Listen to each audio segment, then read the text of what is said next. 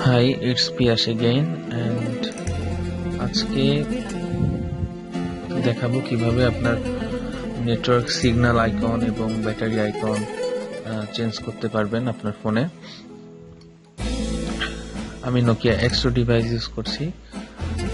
আপনার যদি অন্য ডিভাইস ইউজ করে থাকেন সেক্ষেত্রেও চেঞ্জ করতে পারবেন, বাট সবার আগে যেটি দরকার সেটা হলো আপনার ফোনটি রুট করা অবস্থায় থাকতে হবে।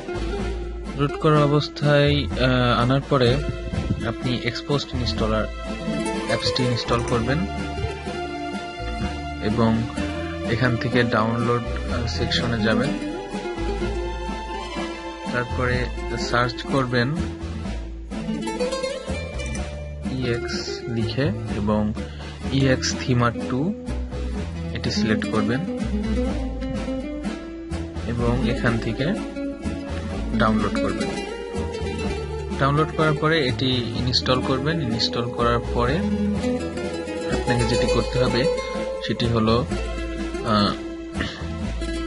মডিউলস যেতে হবে এবং এখান থেকে EX Thema 2 এটি সিলেক্ট করতে হবে।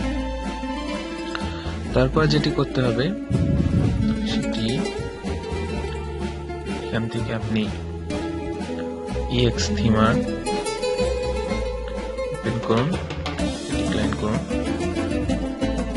তারপরে EX Thema এখানে ওপেন করুন এবং আরেকটি ভার্সন সেটি গুগল প্লে স্টোর যদি আপনার সেটা থাকে তাহলে গুগল প্লে স্টোর থেকে ইনস্টল করতে পারেন অথবা ওয়ান মোবাইল মার্কেট থেকে ডাউনলোড করতে পারেন।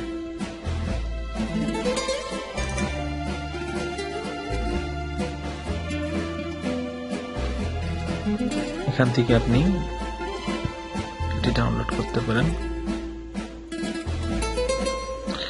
এটি ইনস্টল হওয়ার পরে এক্সপোস্ট ইনস্টলারটি আবার ওপেন করুন এবং এখান থেকে মডিউল সিলেক্ট করুন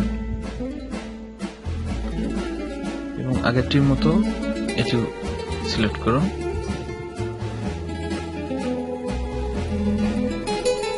তারপরে এক্সপোস্ট ইনস্টলার ক্লোজ করে দিন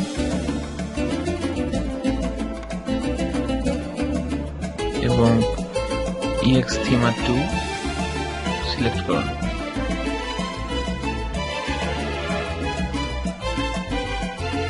EX Thema অপশনটি সিলেক্ট করুন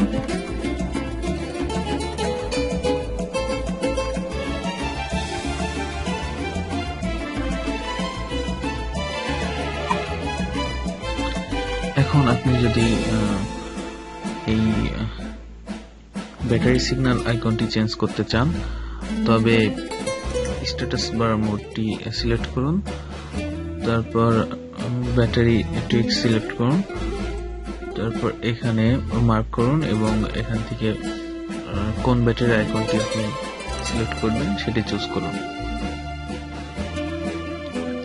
এবং আপনি যদি নেটওয়ার্ক সিগন্যাল আইকন দুটি চেঞ্জ করতে চান তাহলে সিগন্যাল বার টেক্সট সিলেক্ট করুন, তারপর এখান থেকে এটি সিলেক্ট করুন এবং যে সিগন্যাল আইকনটি আপনার পছন্দ সেটি আপনি এখান থেকে সিলেক্ট করে দিন।